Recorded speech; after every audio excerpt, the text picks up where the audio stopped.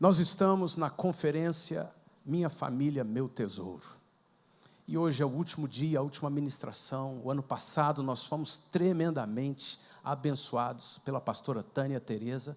Na próxima semana, a conferência Minha Família, Meu Tesouro vai estar acontecendo em Porto Seguro, na nossa igreja em Porto Seguro. E a pastora Tânia Tereza vai estar lá.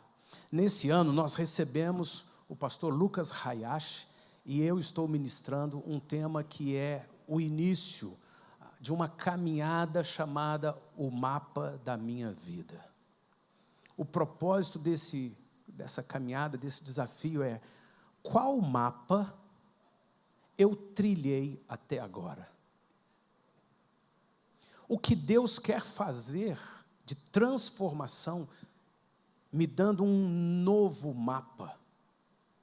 Eu tento, eu batalho, de vez em quando tem algumas coisas muito boas, mas outras vezes tem coisas tão difíceis, algumas frustrações, algumas perdas, e eu vou por caminhos que não estão tão bons, e eu descubro muitas vezes que eu bati com a cara na parede, que o caminho era um labirinto, que eu não estou sabendo distinguir, mas Deus tem um mapa para a nossa caminhada. E esse mapa, ele inclui nossa vida terrena, nossas questões físicas, materiais, inclui nossa vida eterna.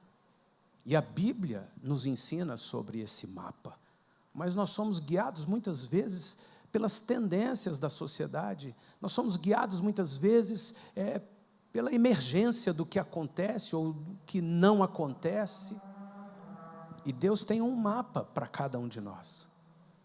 E nessa conferência, desde o ano passado, o Senhor está nos iluminando, nos colocando focos específicos. Nessa semana, nessa conferência, nós ouvimos do pastor Lucas Hayashi muito sobre como Deus vê a família. E vale a pena você ouvir na internet, assistir a ministração de sexta-feira, sobre 6 tópicos, que eu e você precisamos ter toda a convicção de como Deus formou a família, de quais os projetos de Deus para a minha família, para a sua família, como nós precisamos ver nossas famílias, e naquilo que a gente percebe que está desalinhado com o mapa de Deus, Deus está nos dando recursos para alinhar a nossa vida com o mapa dele. Nós vimos isso sexta-feira. Ontem, sábado, eu falei sobre alguns tópicos. A iniquidade teve sua origem no céu. Iniquidade é um elemento da mais elevada importância de nós compreendermos, porque a partir da iniquidade cria-se um ambiente propício para pecados. E tanto as iniquidades quanto os pecados cometidos no contexto da iniquidade nos separam de Deus. E separados de Deus, que é luz, o que vai predominar é trevas. Por isso, engano, equívoco, machucados, caminhos errados, atritos, brigas e sempre, não poucas palavras que marcam, palavras que ferem. Nós vimos ontem que Satanás gerou iniquidade, a iniquidade eclodiu no céu a partir de Lúcifer, um anjo de luz, e vimos que isso não foi algo que Deus teve surpresa, Deus não foi pego de surpresa, é um plano de Deus. Deus permitiu, mas o diabo reproduziu o ambiente de iniquidade no Éden. E a iniquidade gerou pecado. Qual iniquidade ele implantou no coração de Adão e de Eva? Serem iguais a Deus. Um sentimento, um desejo de assumir o governo. Sou eu que faço. É meu corpo, minha vida, não se mete aqui, sou eu. E, às vezes, nem é de uma forma tão consciente, mas eu conduzo do meu jeito. E, em último lugar, eu procuro a palavra, eu procuro Deus. E, quando eu procuro Deus para ver se Ele me salva dos acidentes. Isso é uma rebelião. É uma decisão pessoal de ser independente. E nisso está a iniquidade. Eu governo, eu faço, eu quero. E o Senhor fica só como algo religioso, domingo, lá no culto, em alguma religião. E essa iniquidade, esse contexto de iniquidade que podemos nomear ou destacar como rebelião ou independência, nos cria oportunidades para todo tipo de pecados. E os pecados tanto perpetuam as iniquidades que nós herdamos desde Adão, quanto geram iniquidades que serão transmitidas para as próximas gerações. Nós vimos ontem que as marcas do pecado criam elementos de iniquidade no nosso coração. E nós vimos que não só na Bíblia, que é suficiente, mas na ciência nós estamos descobrindo que no DNA, nos genes confirmados pela ciência, nós herdamos características das trevas, das iniquidades. Ontem à noite, a Luísa me mandou uma mensagem e dizendo assim, eu estou estudando exatamente isso. Ela é veterinária e está estudando exatamente isso nos testes e nas pesquisas que são feitas até com animais, em que está comprovado. E eu não quis mencionar isso ontem, mas para a gente não achar que ser humano é rato, mas os ratos, eles quando nascem, se a sua mãe ratazana lambe e cuida nos primeiros dias, eles já constataram que existem nutrientes saudáveis para a saúde dos ratinhos, mas naqueles que foi separado da mãe e a mãe não teve esse cuidado animal, neles foi constatado a ausência de uma série de neurotransmissores que os fazem ser pacatos, tristes, não ousados. Ah, mas isso é com rato, eu não sou rato. Mas aquilo que Deus fez até nos animais pode ser visto em nós. E muitas das coisas que nós herdamos são marcas. Ao você ouvir novamente a ministração de ontem, assistir novamente, que vai ser importante, muitas coisas vão se consolidar, ou se você não assistiu, não estava ontem, assistir durante a semana, você vai ver que o pecado gera isso, que a epigenética é uma ciência não tão antiga, recente, mas que está comprovando o que a Bíblia diz, em Números capítulo 14, declara, o Senhor é longânimo, e grande em misericórdia, Ele perdoa a iniquidade e a transgressão, mas ao culpado não tem por inocente, e visita a iniquidade dos pais sobre os filhos, até a terceira e quarta geração. A bênção do Senhor alcança até 1000 gerações, é o que o Senhor declara em Deuteronômio. Se um se levantar na família e declarar, Senhor, eu quero entender a Tua palavra, eu quero crer na Tua palavra, eu não quero ser conduzido só por aquilo que eu aprendi no meu universo religioso, e eu não aceito, eu sou mineirão, eu não sei, eu não gosto dessas coisas de novidade, eu não quero achar que tudo que eu preciso aprender já está aqui dentro. Eu quero aprender coisas da Tua palavra que eu ainda não aprendi. Então eu quero entender como é que alguém pode se levantar numa família e ser aquele que a partir dele, até por 1000 gerações, vão receber bênçãos. Iniquidades serão estancadas na minha vida, na sua vida, e nossos descendentes serão abençoados. Inclusive, nossos antepassados serão abençoados porque alguém se levantou na família e se tornou canal de graça, de luz do Senhor. A palavra do Senhor diz em Esdras, capítulo 9, leia comigo, Esdras, capítulo 9.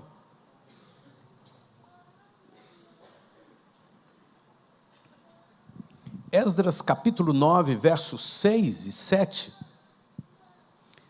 Leiam comigo. E disse: meu Deus, estou confuso e envergonhado para levantar a ti a face. Meu Deus, porque as nossas iniquidades se multiplicaram sobre a nossa cabeça e a nossa culpa cresceu até aos céus. Versículo 7 diz: desde os dias de nossos pais até hoje, estamos em grande culpa, e por causa das nossas iniquidades, fomos entregues, nós, os nossos reis e os nossos sacerdotes, nas mãos dos reis de outras terras, e sujeitos à espada e ao cativeiro, e ao roubo e à ignomínia, como hoje se vê. No texto bíblico, deixado por Deus para o nosso ensino, Deus está revelando que o povo de Israel confessa em algum momento: nós herdamos iniquidades, e essas iniquidades estão nos tornando cativos, prisioneiros de outros governos. E lá, enquanto esse texto está sendo declarado, dizia literalmente a respeito às nações como Babilônia, que oprimiram, venceram e levaram cativo Israel. O princípio alcança qualquer assunto. Tem muita gente cativo de outros governos, como medo, depressão, tristeza, vícios, pobreza, miséria, angústia. Você já encontrou alguém que é sempre um questionador e tudo tá errado, tudo está errado, a pessoa fica assim, nada está bom. Herdou iniquidades em família. Pode ir olhar a história, que ele vai descobrir um pai, uma mãe, um avô, uma avó, tios, que são do mesmo jeito. E o texto diz: nossos pais e nós até hoje vivemos prisioneiros. O texto cita endividados, cativos. Por isso, eu e você, na vida cristã, nós precisamos estudar, entender, nos aprofundar no que é iniquidade. E no decorrer desse ano, nós vamos nos aprofundar nisso. E o Senhor tem me permitido, desde o ano passado, escrever um livro que se chama O Mapa da Minha Vida. E esse conteúdo estava ministrado desde 2016 aqui. Nós temos gravado todas as mensagens que a gente ministra na igreja desde os primeiros anos.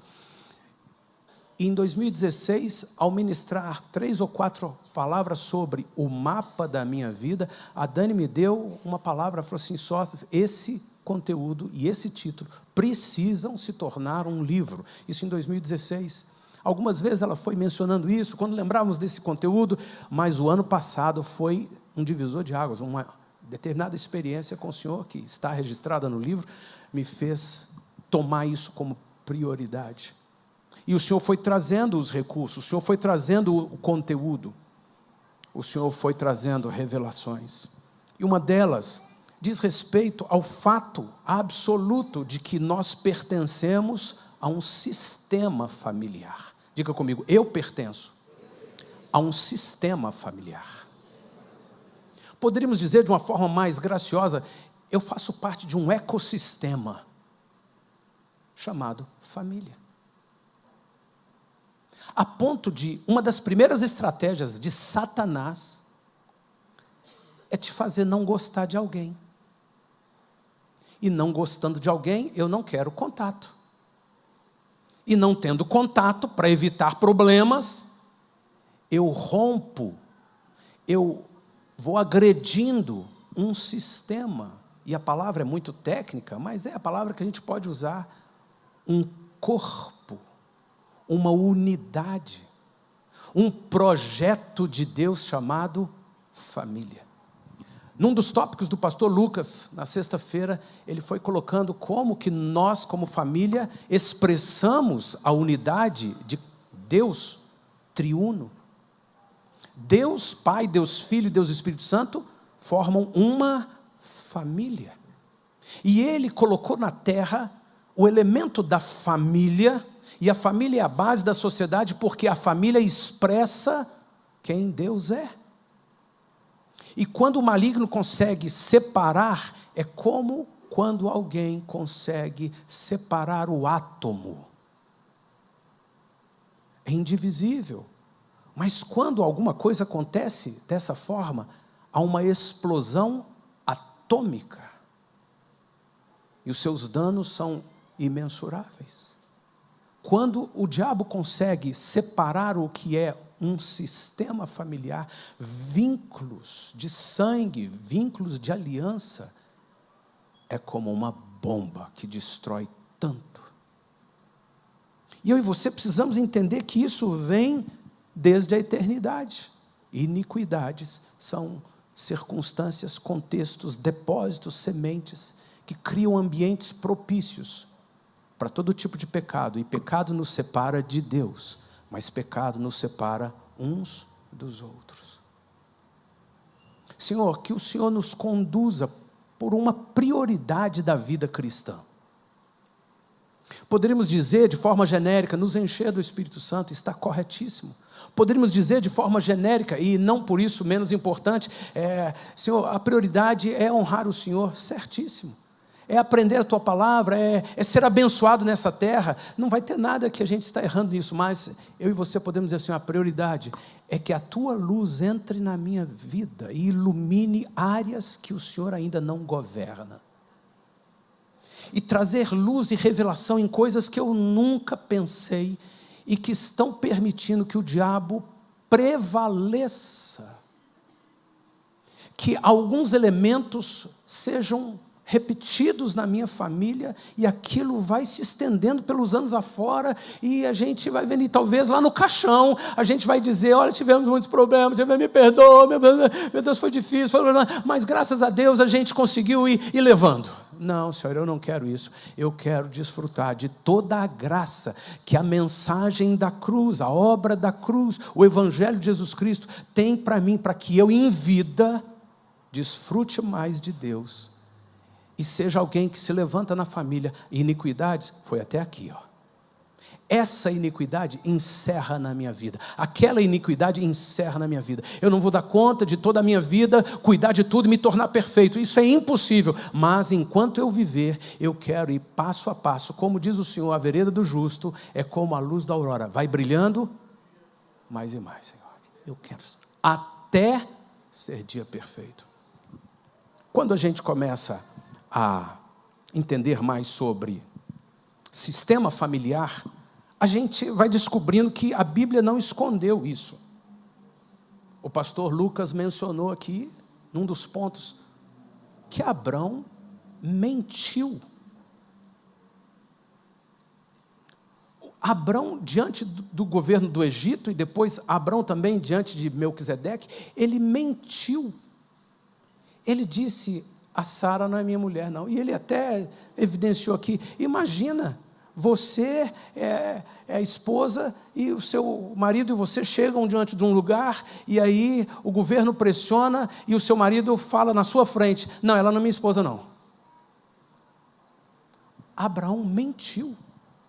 E teve consequências disso, porque esse pecado gerou contextos de iniquidade, com a mentira. Mentira gera contextos de iniquidade. E iniquidade gera mentiras. Isaac repetiu o mesmo, a Bíblia registra isso.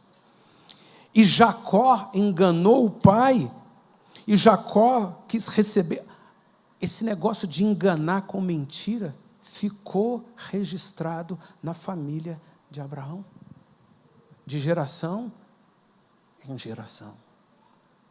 Aprendemos no convívio, a criança vai repetir o que está vendo em casa, mas a ciência está dizendo que isso também é transmitido geneticamente. Quando nós olhamos a história de Davi, Davi cometeu adultério, Davi mandou assassinar o marido da mulher com quem ele deitou-se, adulterando. E aí a gente vai estudar a história de Davi, sua família, seu filho Amon estuprou a meia-irmã. Aí a gente olha Absalão matou Amon. a rebelião em família, as lutas, os problemas, os atritos, as brigas. E a gente olha as nossas famílias hoje e a gente pode listar coisas que não vêm do céu e estão na história da nossa família. Isso precisa ser colocado diante do Senhor. Isso precisa ser levado diante do Senhor, porque se tornam padrões de medo, padrões de engano, padrões de dissimulação, padrões de roubo, padrões de miséria, não prosperidade, padrões de briga, de nervosismos, de atritos, de mágoas, e não vem do céu. Então não é para ser aceito. E o Senhor quer nos dar estratégias de como nós tratamos isso na nossa família.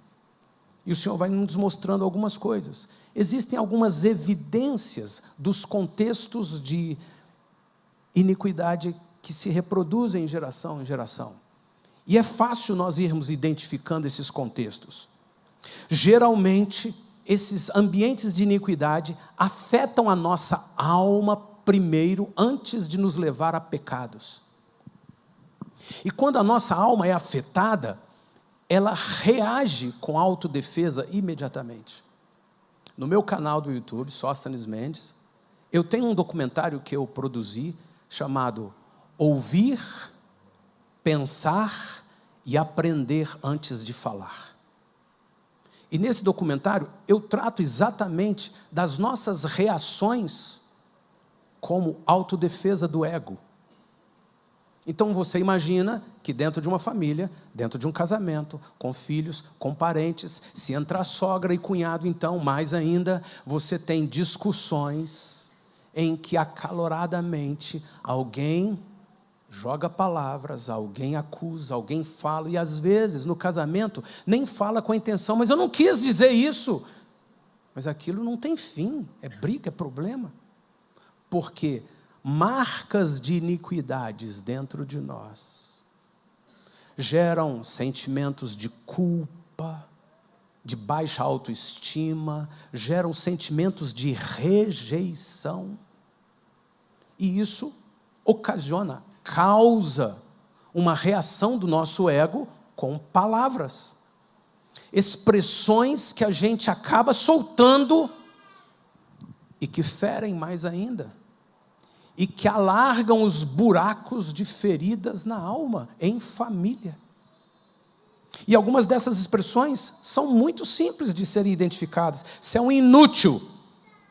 Menino, você não faz nada certo, não é possível.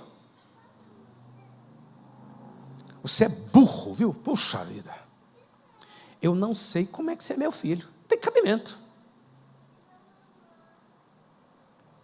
Você só me dá vergonha. Ô, moleque! O que é que você está ouvindo? Você está ouvindo indicadores de que existem feridas em quem emite essa voz, causadas por ambientes de iniquidade. E junto com tudo isso, terão atos pecaminosos.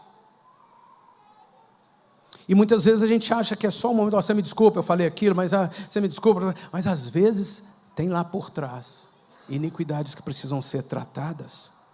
Você nasceu só para me dar trabalho. Você só me dá trabalho. Menina, você só me dá trabalho, não é possível. Você já ouviu o vizinho gritar assim? Você deve ter problema na cabeça, não é possível. Você tem um problema na cabeça. Você é desmiolado. E a gente às vezes fala essas coisas, ouve essas coisas, como se fosse só uma expressão popular, um jargãozinho que não tem efeito nenhum, não tem problema nenhum, qual que é? Mas nós não imaginamos, ninguém nos ensinou, não herdamos conhecimento de que essas palavras procedem de uma tentativa da alma de se posicionar, de se defender e às vezes de atacar, que são pertencentes a um ambiente de iniquidades. Você acabou com a minha vida. Você acabou com a minha vida. Não sei porque eu fui casar com você. A culpa é sua. Talvez seja uma das frases mais ouvidas em família. A culpa é sua. E você pode ter 80 anos. está aí guardado na sua alma. Se essa ferida não foi curada pelo Espírito de Deus, está aí dentro de você e se torna um prumo torto, se torna uma lente obscurecida, truncada, com cores erradas. E o Senhor está te dando, o Senhor está nos dando, está me dando referências de o que eu preciso saber para uma série de milagres que eu preciso ter na minha família. Eu estou entendendo, Senhor, por que você não é como seu irmão? Seu irmão não faria isso, sua tia não faria isso. Palavras que expressam ambientes de iniquidade. Se eu estou assim, é por sua culpa, tá? Quando nós estudamos sobre quem Lúcifer se tornou, o anjo de luz, que reinava no céu, governava no céu sobre tantos elementos como, por exemplo, os tambores, os instrumentos, os sons, os timbres, as frequências, a música, o louvor, a adoração, um querubim do céu que envolvia com a adoração ao Senhor. Quando ele, por causa de iniquidades, se rebelou e ele se tornou Lúcifer, Satanás, ele se tornou Satanás, que é o acusador. Da mesma forma que toda ofensa passa por alguém geralmente familiar ou alguém muito próximo, toda ofensa passa por pessoas, mas vem do inferno. Literalmente, tem demônios atuando para que você receba e acolha ofensas. Da mesma forma, a culpa, Satanás é que é acusador. Quando nós trabalhamos e lidamos com todos esses elementos que acontecem na vida, sempre com o teor de culpa, nós estamos sendo manipulados por Satanás. E um pai, uma mãe que sempre lidou e tratou sua família na base da culpa, da consequência, do legalismo, é porque recebeu isso também de seus familiares.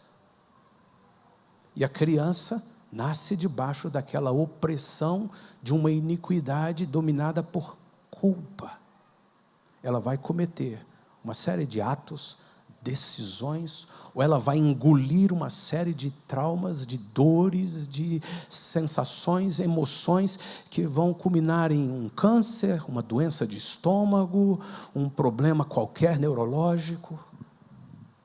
O médico vai tratar aquilo o resto da vida, você vai tentar o tempo todo, e talvez até melhore algumas coisas, mas a iniquidade não foi iluminada, não foi tratada. Palavras que dizem respeito a comparar ou produzir rejeição. Eu preferia que você não tivesse nascido. E eu quero te relembrar, saem da boca de pessoas muito próximas. Ninguém mais distante fala essas coisas. E fala da boca de pessoas que possivelmente vão se arrepender.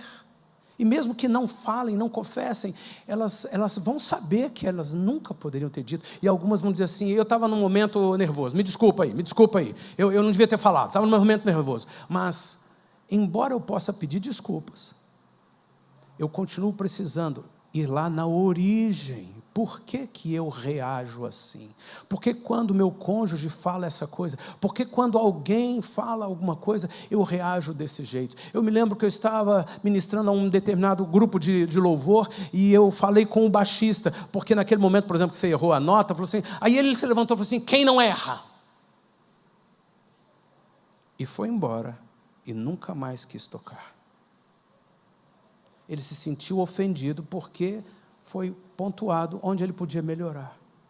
E de uma forma simples, mas ali havia uma raiz de iniquidade que faz com que o coração seja ácido. Qualquer palavra num casamento, na criação de filhos, vira um negócio assim, ele não me quer.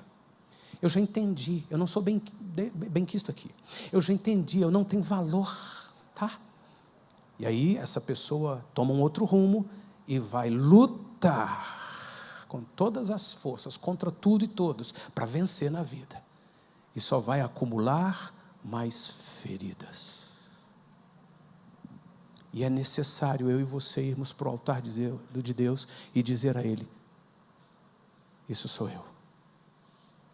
Essa é a minha história. Esse é o meu mapa, Senhor. Eu vivo isso. E eu quero confessar, porque está escrito que todo aquele que crê de todo o coração e confessa. E a confissão, não importa qual idade, não importa se aquilo ficou por debaixo do tapete, ou se acha que nem existe mais, a confissão é o exercício de autoridade. Eu posso governar minha vida mediante o governo da palavra, do Espírito Santo de Deus. Não é mediante a minha ideia, não é mediante minha alma, não é mediante as tendências do mundo, o que dizem aí na internet. Não. É mediante a palavra de Deus. Eu posso governar e declarar: Satanás, você está debaixo dos meus pés. O Senhor pôs luz em algum grilhão, em algum gancho, em alguma coisa que você está controlando e dominando por anos na minha vida, mas eu te repreendo em nome de Jesus. Não é uma expressão mística, não é uma expressão religiosa, não é um conto de fadas, é uma ação consciente. E eu faço isso. Talvez não seja que você tenha ouvido, talvez seja que você tenha falado. Engole seu choro.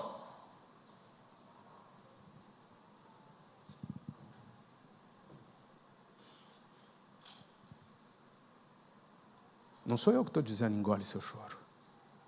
Eu estou citando mais uma frase que a gente ouve muitas vezes, desde criança. E algumas parecem agressivas, como engole seu choro. Outras são muito sutis.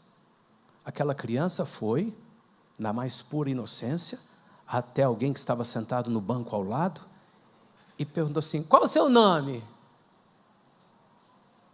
Segura para mim. Eu posso ver esse seu guarda-chuva? E o pai: não fale com estranhos. Cala a boca. E no meio de todo um auditório como esse aqui, de repente, uma criança só fala assim: eu também. Belisca o menino: não pode, não fale. E aquela criança descobre que ela precisa se encolher, se reter, porque senão virá um beliscão, virá um pai de autoridade, que diz: você não pode conversar, você não pode dialogar, você não pode perguntar, você não pode fazer, você não pode, seu aparecido, está querendo me envergonhar, você quis me envergonhar, você me envergonhou. E é possível que alguma dessas expressões que eu estou teatralizando, verbalizando com toda essa ênfase, seja a sua realidade. E essas iniquidades geraram outras feridas que nos conduzem a mais iniquidades, a pecados. As consequências do pecado não tratado reverberam, são eco destrutivo no sistema familiar. Deixa feridas abertas e repetições dolorosas. Mas a palavra do Senhor diz que Jesus levou sobre si, na cruz do Calvário, todas as nossas iniquidades. Eu não posso achar que o Evangelho é mágica. Já aconteceu, não preciso mexer com isso não. Porque da mesma forma eu preciso confessar a Jesus como meu Senhor e Salvador. Eu preciso me submeter ao governo da sua palavra todos os dias. Senão, ainda que Ele tenha salvo minha vida, ainda que Ele tenha me dado o Espírito Santo, eu continuo à mercê do diabo, à mercê da minha alma. Meu casamento, meus filhos, minha história, até mesmo o trabalho, pessoas que nunca dão certo no trabalho, porque são sempre beligerantes, sempre nunca se encaixam. Meu Deus, eu vou continuar assim? Eu vou continuar achando que é todo mundo à minha volta que está errado, e eu nunca estou... Senhor, eu preciso crer no Evangelho de Jesus Cristo, que me assegura que Ele levou sobre si todos os meus pecados, todas as minhas iniquidades, todas as minhas enfermidades, e agora, a autoridade que eu tenho sobre essa terra, dado por Ele mesmo, eu me levanto crendo na palavra e digo: Satanás, eu te venço em nome de Jesus. E não é só uma expressão genérica, eu vou tratar de coisas que eu preciso tratar.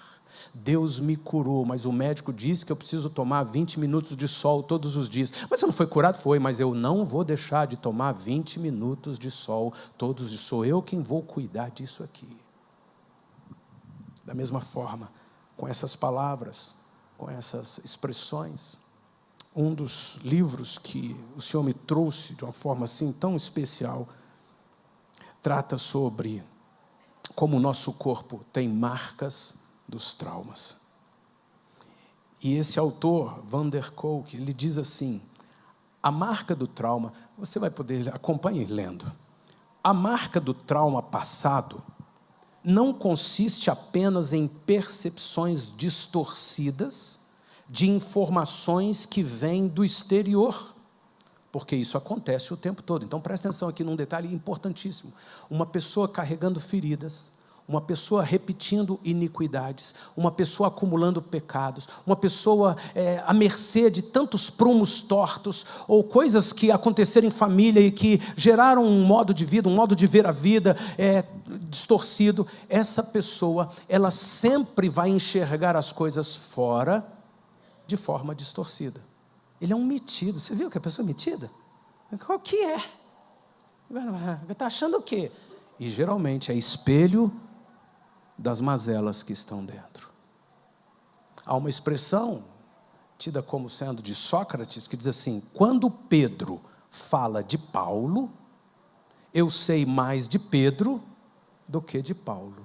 Quando alguém vem fofocar, quando alguém vem contar uma coisa, quando alguém fala assim, está expondo mais de si mesma do que do outro. Porque é o que existe no universo interno que nos faz enxergar o que acontece à volta de forma distorcida. E às vezes, as coisas à nossa volta podem até estar erradas.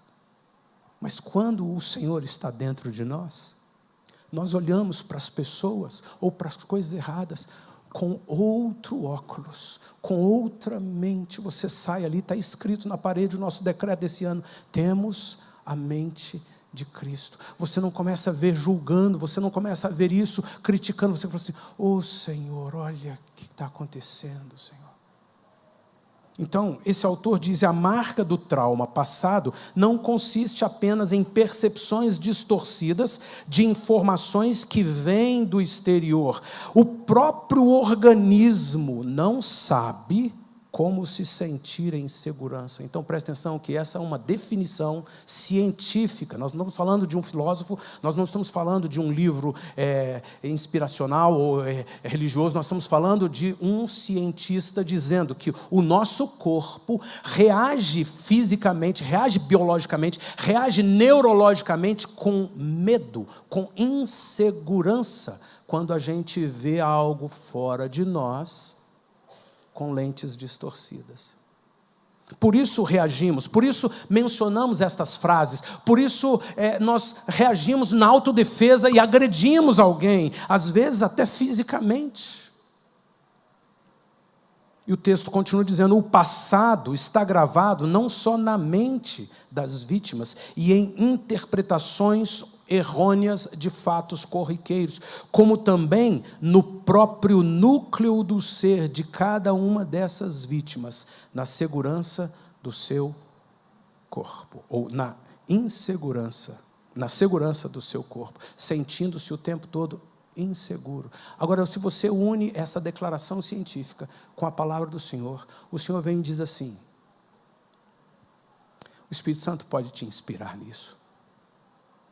Não sabeis vós que o vosso corpo é templo do Espírito Santo? Por que no meu corpo está habitando insegurança? Por que no meu corpo está habitando medo?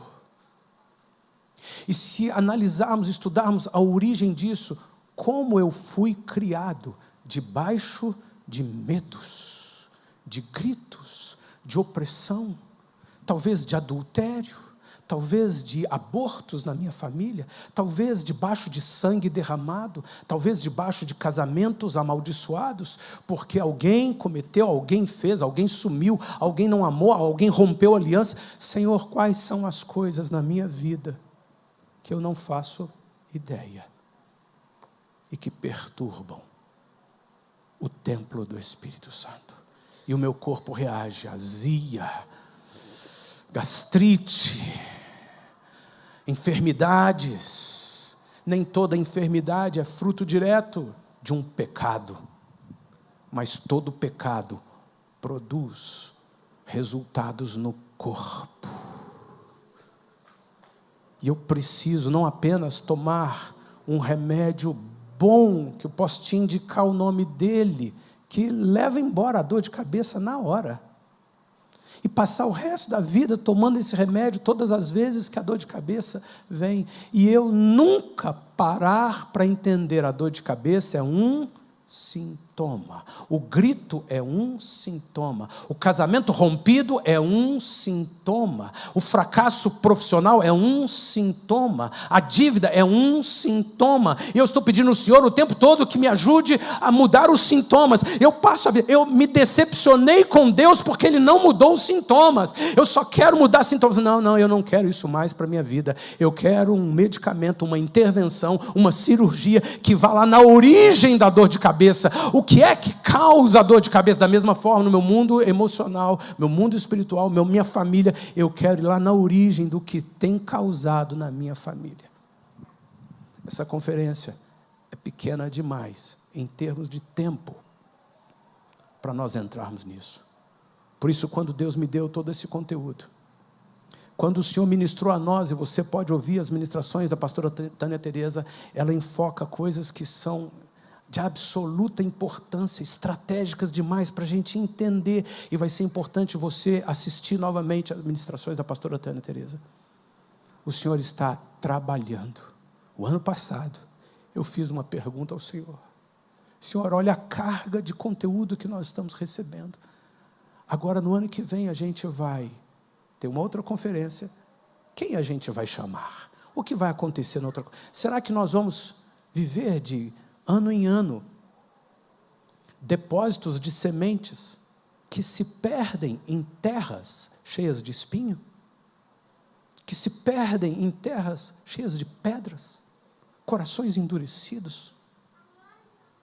Não, Senhor, nós queremos que o Senhor nos leve como igreja a uma caminhada de estratégias diante do Senhor, que nos fazem entender, nos apropriar de autoridade espiritual. Isso não é o pastor lá no culto domingo, isso é você.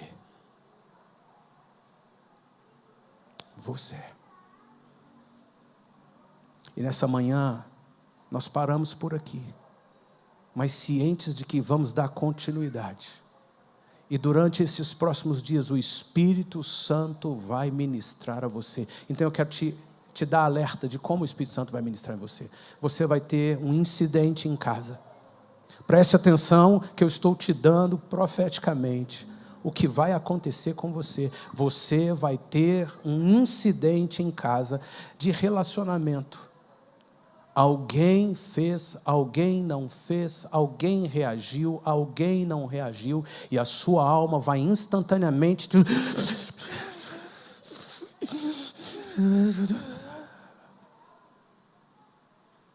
E eu e você precisamos ir, Senhor, eu estou enxergando. Minha alma saia do centro. Agora, Jesus, assuma o centro e me mostra a origem em mim dessas reações. Irmão, eu estou te falando de uma oração que o Senhor vai te responder com absoluta convicção. Senhor, todos os dias, antes de agora, quando ele fazia isso, quando ela fazia isso, quando falava, quando eu ouvia isso, eu reagia assim. E como eu sou educado, como eu sou uma pessoa muito polida, eu não saio atirando em ninguém, eu não saio nem gritando. Eu já aprendi no meu casamento, eu fico quieto e deixo para lá. Mas a partir de hoje, eu quero identificar esses sinais, simples assim. Estou tendo um incidente de relacionamento. E nem precisa ser, muitas vezes, em casa. Às vezes é no ambiente de trabalho. Às vezes é no transporte. Eu quero fazer uma pergunta ao Espírito Santo. me mostra a origem disso, Senhor. Inúmeras vezes, nem vai ser só para você, vai ser para o cônjuge. Eu não aguento mais, pastor, eu vou separar, eu não aguento mais, ele é assim, ele é assado. Senhor, me mostra a origem disso, nele, nela, porque se o Senhor me mostrar a origem, virá compaixão. Compaixão, não é dó, é compaixão. A palavra esplagnizomai. Jesus olhava para as multidões, e a Bíblia diz que Jesus olhava as multidões com compaixão, e a palavra no original grego é esplagnizomai, e esplagnizomai significa minhas entranhas se revolviam. Compaixão. Senhor, nós estamos brigando há anos em família, um casamento brigando há anos por coisinhas, por questões que nunca se resolvem, lutando a vida, amaldiçoando pessoas, odiando alguém, ferido, magoado por tantas coisas, tantas pessoas, até o sujeito que passa no trânsito e me corta, ele nem viu, eu fico irado com ele. Senhor, eu estou cuidando do corpo, do templo do Espírito Santo de uma forma tão equivocada, Senhor. Estou cheio de ódio, cheio de rancor, cheio de nervosismo, cheio de coisa. Senhor, eu quero ir para o teu altar, e eu quero prestar atenção nos incidentes de relacionamentos que eu vou ter nesses próximos dias, e todas as vezes, eu posso errar N vezes, mas uma hora eu vou me lembrar de fazer a pergunta: Espírito Santo, me mostra a origem disso, porque está escrito na tua palavra que a tua graça nos basta, e o Senhor derrama todas as manhãs misericórdia, mas a tua graça é infinita, a tua bondade me seguirá todos os dias da minha vida,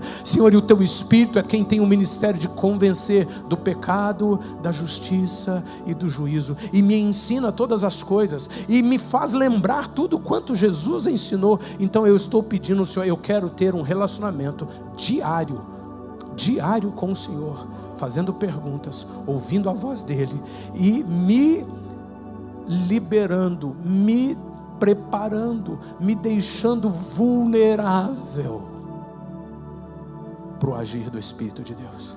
Ele vai falar com você. Para tudo, desmarca o cliente, para tudo, a correria da vida. E inúmeras vezes não vai ser preciso você ter nenhum prejuízo, nenhuma dessas atitudes mais difíceis de tomar, mas ainda que tenha que tomar uma atitude difícil, vá para diante do Senhor, se ajoelhe e diz: Senhor, eu te louvo, porque o Senhor está cuidando de mim, o teu amor para com a minha vida é incomparável, o Senhor me ama, o Senhor me criou, e eu fui por um caminho, por um mapa tão distorcido, tão corrompido pelo diabo, tantas feridas, tantas mágoas, tanta iniquidade foi herdada, mas eu te encontrei, eu nasci de novo, e o Senhor pode governar minha vida. Vem com rios de águas vivas fluindo do meu interior. Eu convido você a ficar de pé e a declarar isso ao Senhor.